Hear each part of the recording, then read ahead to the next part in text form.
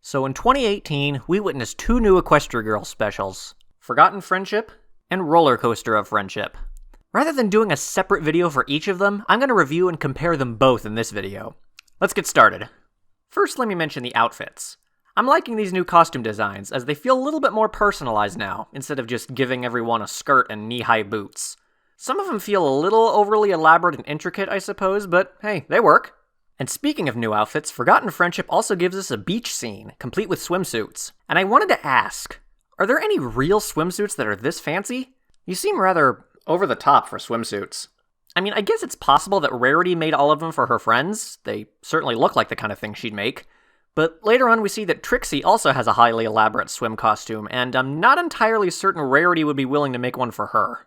One other thing about these outfits is that they seem to emphasize just how freakishly long these characters' legs are. I mean, they're cartoons, yes, and I've seen enough cartoons for me to be used to cartoony, unrealistic proportions, but when they're shown this blatantly, it's kind of hard to ignore. Another thing Forgotten Friendship does is give us a scene we've been waiting for a long time. Sunset returns to Equestria, and at long last, there is one pony who might be able to help.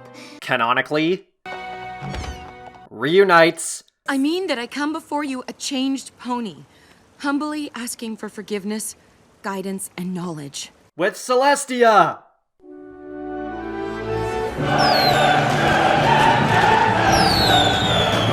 And as if that wasn't enough, we immediately go from the much-anticipated final step in Sunset's redemption to Bookhorse geeking out. Oh my gosh, oh my gosh, oh my gosh, oh my gosh, oh my gosh! So many books, all unread, ancient historical artifacts! I freaking loved this whole scene. Don't take this away from me! Now then, let's meet the brand new, obvious antagonists of these specials. Wallflower Blush and Vignette Valencia. Wallflower being the first antagonist felt obvious because she was the only new character introduced in the special, although they did try to plant the red herring with Trixie. Vignette has a similar and only new character issue, but she also exudes some type of villainous vibe that I'm having a hard time pinpointing.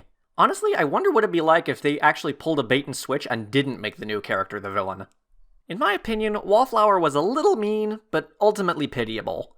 And I thought it was neat to have an antagonist that didn't have the goal of taking over the world or enslaving everyone or anything. In fact, she didn't really have an ultimate goal until Sunset came into her life. And even then, her goal wasn't very big or grandiose. Out of all the Equestria Girls villains, Wallflower seems to have the most human and relatable ambitions, which I thought was a nice change of pace. Vignette, on the other hand, was just obnoxious, and a little bit of an idiot. I can't really think of anything else to say about her. So now let's talk about the magic. First, the Memory Stone. I'm starting to buy into the headcanon that the Equestria Girls world is the trash dump for Equestria's ancient mages. First the sirens, and now this. But when the sun sets by the third day after a memory has been taken, it is erased forever. Why do these sorts of magical curses always have a 3-day time limit before becoming permanent? And another thing, do the girls all remember Twilight stopping her evil possession completely by herself now? Do none of them question how Twilight's dog can talk? To what extent were their memories modified to fit this new situation? Honestly, I had some similar questions when watching Magical Mystery Cure. Memory spells are weird. And I had this next question regarding the Memory Stone too, but I think it applies to the phone magic and Roller Coaster of Friendship as well. Does everyone just accept that magic just exists for some reason? I mean, the Human Six clearly know about Princess Twilight, but what about everyone else? Especially those who actually saw the battle during the Light Parade. Does literally everyone think this is all just part of the show with special effects and laser lights or whatever? And for that matter, what about Vignette? She seemed pretty nonchalant that her phone can make things disappear and be replaced with customizable holograms. I don't know, it just feels like everyone that isn't the Human Seven doesn't react properly to the presence of this otherworldly force. Now I feel like I can't progress any further without mentioning the elephant in the room. The ridiculous amounts of shipping fuel in Roller Coaster of Friendship. I'm not really a shipper, so seeing teases for not just one, not just two, but 3 ships was kind of overwhelming. Considering just how much of it there was, I have a hard time believing it was all unintentional. And I guess if there's one thing that Forgotten Friendship did as much as Roller Coaster of Friendship did with shipping fuel, it would have to be self-awareness. For like half the song. Long song, huh? Also, there's this little bit right here where Sunset is genre-savvy enough to realize that you can indeed keep doing things when someone else is in the middle of singing. You manipulative... blowhard! Yeah, we all know what you were actually about to say there, Sunset. Yes! Wait, what? No, seriously, how did she do that? She doesn't have actual magic. What? I'd rather give up my own memories than let it happen again! This whole scene is kind of painful to watch, honestly. Seeing Sunset's memories of all of her friends being forcefully ripped from her, followed by her being scared out of her wits at being in a completely unfamiliar world. Poor Sunset, she needs a hug. But it is nothing compared to the magic of— Yeah, we get it! Oh, there's more of that self-awareness. Yay, she got the hug she so desperately needed. I only erased little things. Awkward hellos, saying the wrong thing. So basically it's your fault that no one can remember you? I'm sorry for everything. It's okay. We are a really forgiving group. Equestria land! Man, for a land where they're not the dominant species, this world sure is obsessed with horses. There's probably a joke about bronies in there somewhere.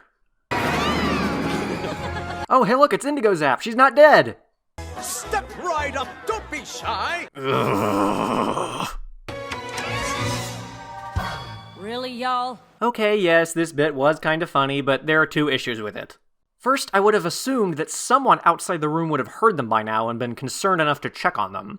There are people all over the park. You can't tell me that there was literally no one by that building who would have heard the girls. Secondly, did none of them seriously see the door right there? After this point comes the final confrontation, and honestly, it's kind of anticlimactic.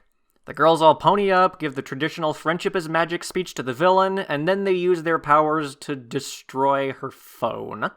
And then the villain tries to become all sympathetic, and all the girls believe her, and yeah, I don't think this was one of the better Equestria Girls endings. But I guess the montage afterwards of all of them having fun at the park together was pretty good. Now before I go on to my final thoughts, I have a couple comments regarding the girls' ponied up forms. By this point, it seems to be a rule that every new Equestria Girls movie or special needs to give the characters a new powered-up form or costume of some sort. I mean, I get that they need to sell their toys or whatever, but at this point it's just getting kind of ridiculous. But one thing that's always confused me about these forms, they all get pony ears, giant ponytails, and in the case of the Pegasus counterparts, wings, but why don't the unicorn counterparts get horns? And for that matter, how come they don't get actual ponytails? I'm sure this has been questioned before, but this is my first video in this franchise, so I need to bring it up. All in all, I had to say that I preferred Forgotten Friendship over Roller Coaster Friendship.